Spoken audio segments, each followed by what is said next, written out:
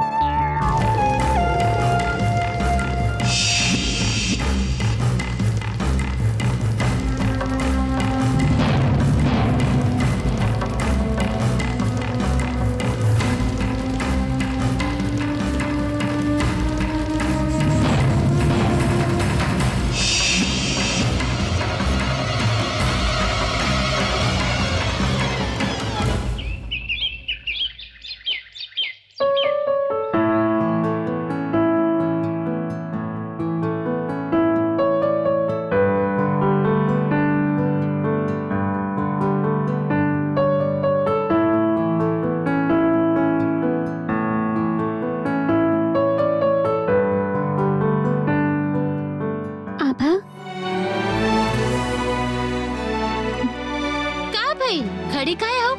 अंदर आवा। आ जाई। काहे ना आइबो? तू सवाल कर रहल हो। लो अब हमार पढ़ाई खत्म। आवा आवा।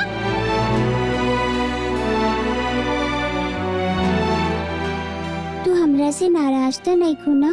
नाराज काहे हो खब? असल में हम तोरा से गुस्सा से बात कइले ना। माई खातिर हमार मन बहुत दुखी रहे, यही से।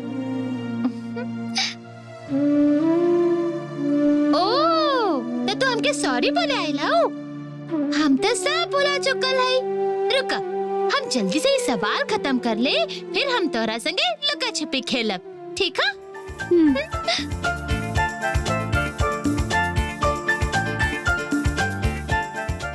हमके छोड़ दे। चल हमरा से ना चल होया। मीका, चल हमके छोड़ दे तू लोग। अरे अरे अरे, एकर हाथ इतना जोर से काहे पकड़ ले बाड़ा? तकलीफ हो रहल हुई ओकरा के, छोड़ दा।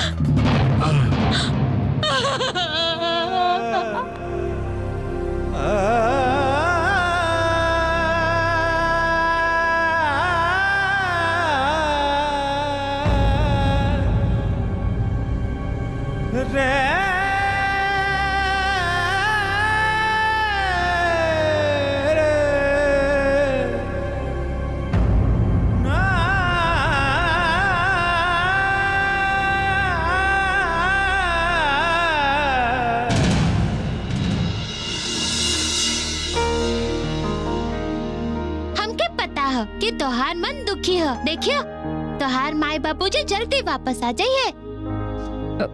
ईका, तू फिर से यहाँ आ गई लो? तो क्या मना कइले रही ना? हमार कमरा में आई तो का होई? का होई? वो तो हमके दिखाई दे रहल है। किताब समेट के रख दिलू, पढ़ाई लिखाई से भाड़ में गई। भौजी के पता चल गई तो का होइल जाने लो?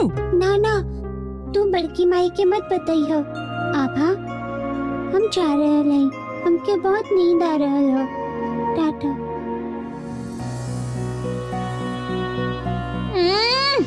हमके बहुत नींद आ रहल है। टाटा। नाटक तो देखा एकर। ऐसे सिकुड़ के काहे बैठल हो? ये तो तोहरे कमरा हो। तोहके पसंद होके या ना होके, अब से यही तोहार कमरा हो, यही तोहार संसार हो। हमके गलत मत समझी है गौरी। हमार दिल चाहे भी तो हम तोहके इवा से ना जाए दे सकेली।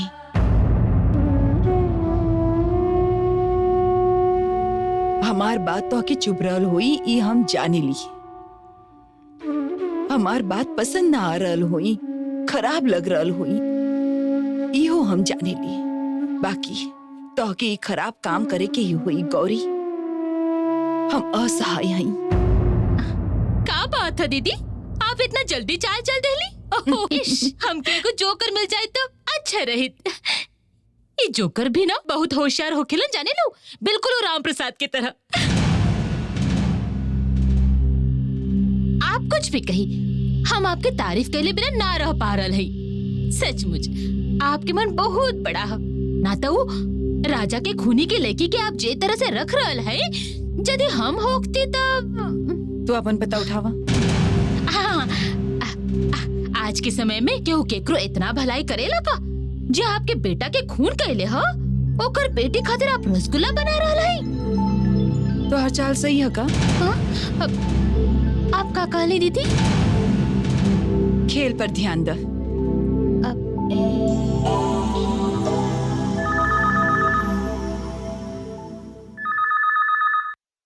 हेलो, का खबर है?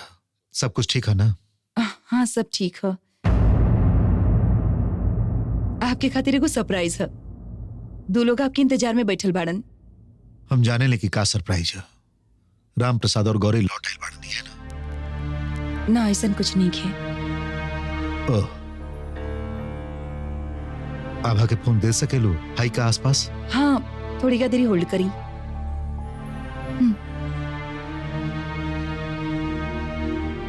हम कोनो भी सूरत में दूध ना पियब। अरे हमार माई तई हमार बात भी माना। अरे सुना ना हमार बात।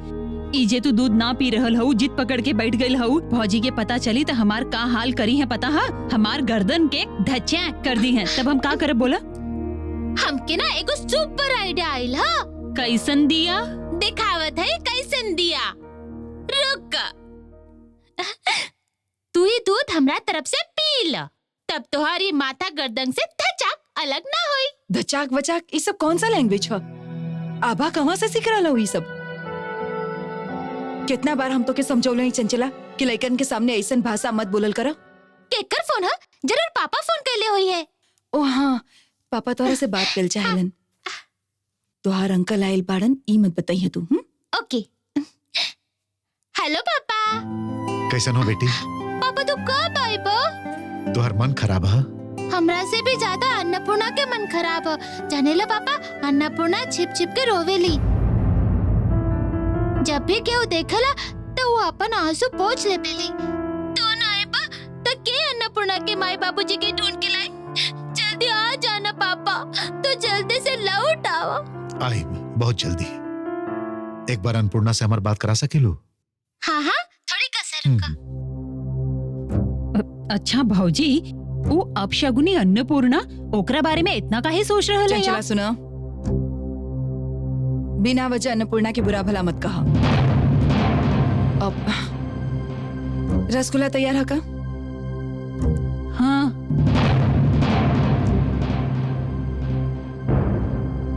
हैं? अच्छा है, बाकी तोहार मन तो उदास है ना? हम तो अपन मन के उदास कईल नहीं की चाहत, देखी ना फिर भी हमार मन उदास है। बाबू साहिब, हम ना माई के साड़ी फाड़ दिले हैं। माई फिर भी हमके डांटे ना अइली बाबू। ए, तू तो ओकर सिलाई भी कर दे लो। जाने ला पापा, अन्नपूर्णा बहुत अच्छा साड़ी सिले है। तू अन्नपूर्णा के दा। सुना अन्नपूर्णा, तुझे साड़ी फाड़ देले हो, वो तोहार माई के कैसे पता चली? हाँ, तोहार माई तभी नहीं की, वो वही है तबे तो जान पाइए ना। तब हम उनका के कैसे बताई बाबू साहेब? हम है ना, हम क्या वेदा। ओकरा बाद हम सबसे पहले तोहार माई के ढूंढ निकालब। ओकरा बाद बताइब कि अन्नपूर्णा तोहार साड़ी फाड़ देले है, और तोहार माई तुरंत दौड़ के आ जाइए। माई के संगे बाबूजी भी आई है। वो दोनों तो संगे ही है ना। बाकी यदि तू मन उदास करके बैठा रहबू तो उन लोग के तकलीफ हुई ना। ऐसे रोवल धोवल एकदम मना। ना ना, हम रोई भी ना और अपन मन भी उदास ना करब। दा, आभा के दा। हाँ पापा बोला। सुना, तू तो अन्नपूर्णा के बेस्ट फ्रेंड हो ना। तू स्कूल से लौटला के बाद पहले के ही तरह ओकरा संगे खेली हा, तब ओकर मन बहल जायल करी, ठीक है? खेलेली पापा, बाकी अन्नपूर्णा पहले जैसन खेलबे ना करेली। ठीक है, हम रात के फोन करब। ओ समय तू और हम मिल के एकर एगो हल निकालब, जैसे कि अन्नपूर्णा के मन शांत हो जाए। राइट? राइट। माई से कह दिया कि हम रात के फोन करब। ओके? ठीक है। अरे मम्मी, हेलो पापा, लो फोन काट देलन।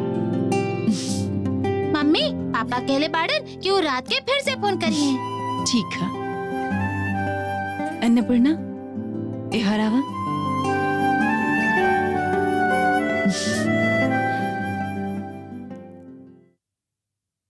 ये सब तोहरा खातिर हा। देखी तू ये सब कितना जल्दी खा सकेलू। अरे हम तो बहुत डरा गइल रही कि नॉर्मल होई कि ना। ला नॉर्मल ही हो गइल, कोनो दक्षिणा उक्षिणा ना लागल। हाँ सर, दक्षिणा तो लगबे कइल। हर दिन भगवान के मंदिर में पूजा करत रही, अब भगवान से ही मनावत रही कि इला यही से हमके इतना सुंदर बेटी दिले बड़न। एकर मतलब तो बाप बन गइल बड़ा। ठीक कहली सर, हम बाप बन गइल हई। हमरा घर में एगो लक्ष्मी आइल हई, साक्षात लक्ष्मी आइल है हमरा घरे।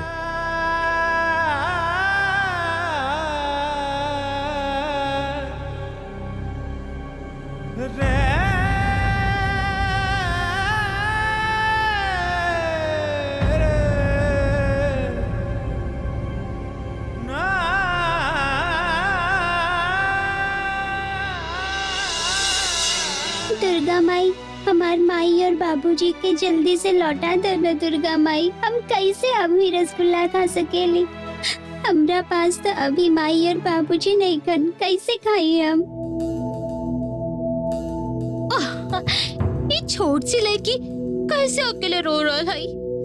तो बिल्कुल चिंता मत कर अन्नपूर्णा, हम भगवान से तोहरा खातिर प्रार्थना करब। देखिए तोहार माई बाबूजी जल्दी लौट आई है। हाँ, मम्मी तोहरा खातिर प्रार्थना करी और हम दोनों खेलब। तू खेलबा हमरा संगे? हाँ जरूर खेली। बोनी, तोहरा पास एक कार है, ओकरा पर बैठा हुआ एकरा। सुना, तू पीछे बैठिया और हम ड्राइव करब। हमार बाबूजी के जैसन तू चला ही ना पाइबा। जरूर चला पाइप। तू देखिए कि हम चला पाइप की ना। देखिए हम लोग गाड़ी चलावत चलावत बेस्ट फ्रेंड बन जाइब। आभा भी हमके बेस्ट फ्रेंड मानेली। बोनी भी तो बेस्ट फ्रेंड बन जाई। आभा तो गाड़ी ना चला सकेली ना, जाने लो बोनी बहुत अच्छा गाड़ी चलावेला। बोनी, तू अपन गाड़ी में अन्नपूर्णा के चढ़ावा। अन्नपूर्णा द ई प्लेट हमके द, हम एकरा ढक के रख देत हई। गाड़ी चलौले के बाद जब तोके भूख लगे तब तो एकरा खइह। बोनी, जा तू लोग खेले जा। चला हमरा संगे खेलबू। चला।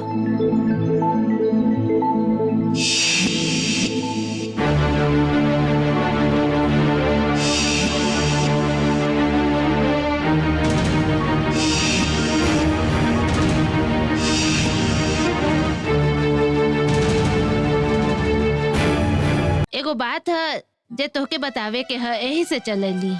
कहीं ना। अन्नपूर्णा के बारे में तू जे फैसला कैले हो, ओकरा से हम बहुत खुश हई। हमके बहुत अच्छा लागल। ये कहे आइल ही। असल में कहा जाने लो, अन्नपूर्णा के अंदर एगो बहुत अच्छा गुण है। वो आसानी से सबके होके अपना बना लेवेली और ओकरा से होखे या ना होखे सबे के मदद खातिर दौड़ पड़ेली। तो जाने लो का कैले हई, आभा स्कूल खातिर तैयार होखत रही तो वो आभा के मोजा पहरावे के कोशिश करत रही। दीना दीदी,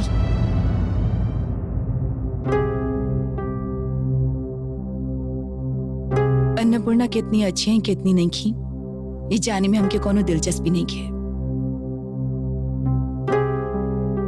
अन्नपूर्णा के बारे में हम जब फैसला ले लें ओकर वजह अन्नपूर्णा नहीं की, आभा आई। आप शायद आभा और अन्नपूर्णा की एक जगह पर खड़ा कर रहा नहीं।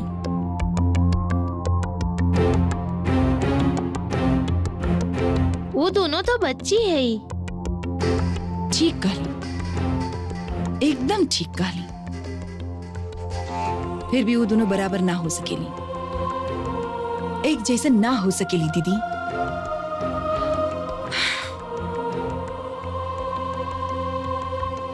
हम अन्नपूर्णा के घर में रहे दिल काहे की आभा के खेले खातिर एगो साथी चाहिए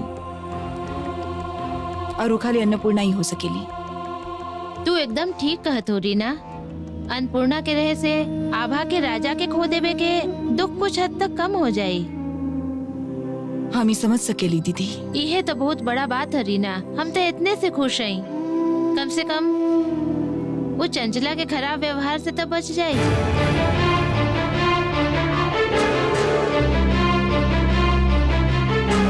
अरे माई आग लग गई। ए भौजी कहवा यहाँ पानी लावा पानी डाला।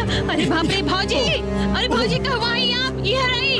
अरे भौजी इधर आई। देखिए आग लग गई। ओ अरे भौजी देखी भौजी।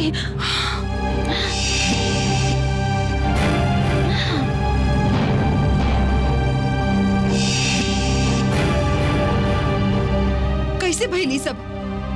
विपिन भैया आप क्या होता न जरल ना? ना भौजी कुछ ना भइल।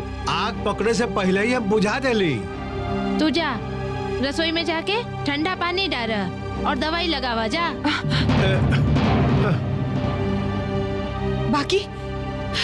बाकी सब भइल कैसे चंचला? यह तो हमहू सोच रहल हई।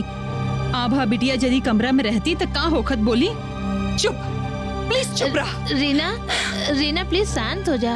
भगवान के आशीर्वाद है, हम तो रसोई घर में ही रही। हुआ से आपके बुलावे आवत रही, आके देख ली तो धू धू आग लग गई है। बाकी आग लागल कैसे? ऐसा आग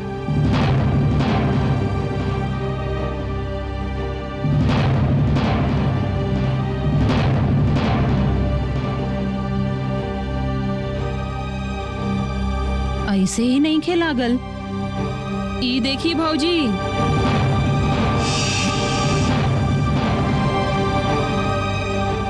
दिया ई तो अन्नपूर्णा के है। ई यहाँ पर कैसे आई?